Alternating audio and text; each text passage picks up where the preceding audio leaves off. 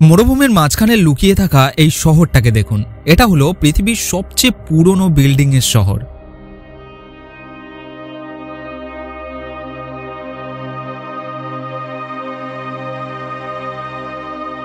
এই শহরের মধ্যে কয়েকশো বাড়ি আছে, যার মধ্যে বেশ কয়েকটা বাড়ি 11 তলা উঁচু। এই সময়ের বিল্ডিংগুলোকে কংক্রিট এবং লোহার রড দিয়ে তৈরি করা হয়, কিন্তু এই শহরের প্রত্যেকটা বিল্ডিংকে 2000 বছর আগে শুধুমাত্র কাদা দিয়ে তৈরি করা হয়েছে। এই সময় মডার্ন টেকনোলজির বাড়িগুলো খুব বেশি হলে 120 বছর ঠিক থাকে, কিন্তু আজ থেকে 2000 বছর আগে যে বাড়িগুলোকে শুধুমাত্র কাদা দিয়ে তৈরি করা হয়েছে সেগুলো এই সময় আরো সুন্দর এবং মজবুত হচ্ছে। তাছাড়া এই শহর মরুভূমির এমন একটা জায়গাতে তৈরি যেখানে একে খুঁজে বের করা খুবই কঠিন, কিন্তু আজ থেকে 2000 বছর আগে প্রাচীন যুগে এইরকম মডার্ন টেকনোলজির বাড়ি কারা বানালো? কাদামাটি দিয়ে তৈরি এই বিল্ডিংগুলো এখনো পর্যন্ত কিভাবে নতুন রয়েছে, আর কেনই বা এই প্রাচীন শহরকে মরুভূমির মাঝখানে লুকিয়ে রাখা হয়েছে, আজকের ভিডিওতে সমস্ত কিছুই জানতে পারবেন। এটা হলো পৃথিবীর সবচেয়ে প্রাচীন বিল্ডিং এর শহর সিবাম, যেটা ইয়েমেনে অবস্থিত। এই শহরকে দেখলে কেউই বুঝতে পারবে না এটা 2000 বছর পুরানো। আয়তনকে যদি দেখা হয় তাহলে এই শহর মাত্র 330 মিটার চওড়া এবং 240 মিটার লম্বা, অর্থাৎ এখনকার শহরের কোনো একটা অ্যাপার্টমেন্টের আয়তনের সমান। এই ছোট্ট শহরে প্রায় 7000 মানুষ বসবাস করে, যা এই শহরের আয়তনের হিসেবে অনেক বেশি। এই শহর এতটাই পুরানো যে রোমান রাজাদের সময়েও এই বড় বড় বিল্ডিংগুলোকে তৈরি করার কাজ চালু ছিল। ইয়েমেনের অনেক শহরেই মাটির ইট দিয়ে বাড়ি তৈরি করা হয়, কিন্তু সিবামের মতো এত উঁচু উঁচু বিল্ডিং আর কোথাও নেই। অদ্ভুত বিষয়টা হলো আশেপাশে এত জায়গা থাকা সত্ত্বেও শহরের আয়তনকে বড় না করে এখানের বিল্ডিংগুলোকে আরো উঁচু করা হচ্ছে। ইয়েমেন যে দেশটা গোটা পৃথিবীতে শুধুমাত্র যুদ্ধের জন্য পরিচিত, সেই দেশের মধ্যে এইরকম একটা অদ্ভুত শহর আছে, সেটা খুব কম মানুষই জানে। কিন্তু এই শহরকে মরুভূমির মাঝখানে তৈরি করার কারণটা কি? ইয়েমেনের ম্যাপ অনুযায়ী বেশিরভাগ মানুষই পশ্চিম দিকের পাহাড়ি অঞ্চলে বসবাস করে।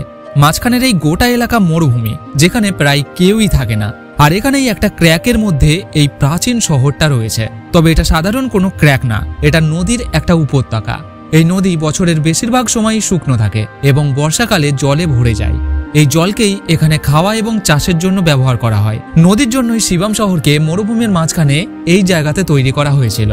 এই শহরের মানুষরা ভারত এবং আফ্রিকার সাথে মশলা এবং ধূপকাঠির ব্যবসা করত। ভারত থেকে মশলা নিত এবং আফ্রিকাতে বিক্রি করত। 1893 সালে ইউরোপিয়ান পর্যটকরা সর্বপ্রথম এই শহরকে দেখেছিল। এই শহরের মধ্যে মোট 500টা ঘর আছে। এখানের মানুষরা 40 ডিগ্রি সেলসিয়াসের থেকেও বেশি গরম পরিবেশে জীবনযাপন করছে। এখানে একটাও গাছ নেই যার থেকে ছাওয়া পাওয়া যাবে। তবে এখানে বাড়ি তৈরির পদ্ধতি কিন্তু একেবারে আলাদা। মরুভূমিতে প্রচুর পরিমাণে শক্ত শক্ত পাথর আছে, যেগুলোকে বাড়ির ভিত তৈরি করার জন্য ব্যবহার করা হয়। এরপর কাদামাটি দিয়ে ইট বানিয়ে সেগুলোকে রোদে শুকনো করে ভিতের উপরে পরপর সাজিয়ে সিমেন্টের বদলে কাদা দিয়ে ভরে দেওয়া হয়। এইভাবে রোদে শুকনো করা ইটকে কাদা দিয়ে পরপর সাজিয়ে বাড়ির দেয়ালগুলোকে তৈরি করা হয়েছে। এই বাড়িগুলো 300 বছর ঠিক থাকে, তারপর থেকে একে রিপেয়ার করার প্রয়োজন পড়ে। বিল্ডিং এর ফাউন্ডেশনকে মজবুত করার জন্য নিচের দিকে চওড়া করা হয়। নিচের দেয়াল প্রায় 1 মিটার চওড়া এবং উপরের দিকে মাত্র 30 সেন্টিমিটার মোটা। এই দেয়ালগুলোকে সিমেন্টের বদলে কাদা দিয়ে প্লাস্টার করা হয়, কিন্তু বিল্ডিং এর উপরের অংশকে হোয়াইট লাইম প্লাস্টার দিয়ে ভরা হয়েছে, যা বাড়িকে ওয়াটারপ্রুফ বানায় এবং ঘরকে ঠান্ডা রাখে। এক বিল্ডিং থেকে অন্য বিল্ডিং এর দূরত্বকে অনেক কম রাখা হয়েছে, ফলে সূর্যের তাপ বাড়ির উপরে সরাসরি পড়ে না। এই মাটির দেওয়াল ইনসুলেটরের কাজ করে, যা বাইরের গরমকে ভিতরে ঢুকতে দেয় না। গোটা বিল্ডিং এ হোয়াইট লাইমের প্লাস্টার করা হয়নি, কারণ সেই সময় হোয়াইট লাইমের দাম অনেক বেশি ছিল।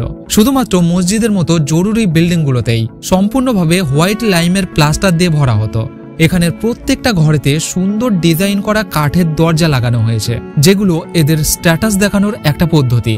এই বড় বড় বাড়িগুলোর একটা সমস্যা হলো এতে ওঠানামা করার জন্য লিফটের কোনো ব্যবস্থা নেই। সরু সিঁড়ি দিয়ে ফ্লোরগুলোকে জোড়া হয়েছে, তবে এই সিঁড়ি দিয়ে ফ্রিজ কিংবা আলমারির মতো বড় জিনিসকে উপরে তোলা সম্ভব না। এই সময় এখানের মানুষরা ফ্রিজ, এসির মতো জিনিস ব্যবহার করছে, যেগুলোকে এরা দড়ি দিয়ে বেঁধে টেনে উপরে তোলে। 1298 থেকে 1532 সালের মধ্যে এখানে 2 বার বন্যা হয়, যার ফলে শহরের চারপাশে থাকা অনেক বাড়ি ভেঙে জলের সাথে মিশে গেছে, কিন্তু শহরের এই উঁচু বিল্ডিংগুলো টিকে ছিল। সেই সময় এই শহরকে জল দিয়ে ঘেরা একটা দ্বীপের মতো মনে হতো। জল সরে যাওয়ার পর শিবম যে শেপটা পেয়েছিল এখনো সেই একই শেপে আছে। আর ঠিক এই সময়ই এখানের মানুষরা শহরকে আয়তনে বড় না করে এখানের বাড়িগুলোকে আরো উঁচু করার সিদ্ধান্ত নেয়। 2008 সালে এখানে একটা সাইক্লোন হয়, যার ফলে অনেক বাড়ি ভেঙে যায় এবং অনেকেই মারা যায়। এখানের বাড়িগুলো যদি উঁচু না হতো তাহলে ক্ষতির পরিমাণ হয়তো অনেক বেশি হতো। তবে এই সময় ইয়েমেনের পরিস্থিতি খুবই খারাপ। 24 ঘন্টা যুদ্ধ হচ্ছে, যে কারণে কোনো পর্যটক এখানে যেতে চায় না। টাকা ইনকাম একেবারে বন্ধ, জিনিসপত্রের দাম অনেক বেশি। তবে এই শহরে যুদ্ধের কোনো ছোঁয়া লাগেনি। এখানের মানুষরা সবাইয়ের কাছে এই শহরের নাম করছেন, যাতে সবাই এই শহরে ঘুরতে যায় এবং আবার ট্যুরিজম চালু হয়।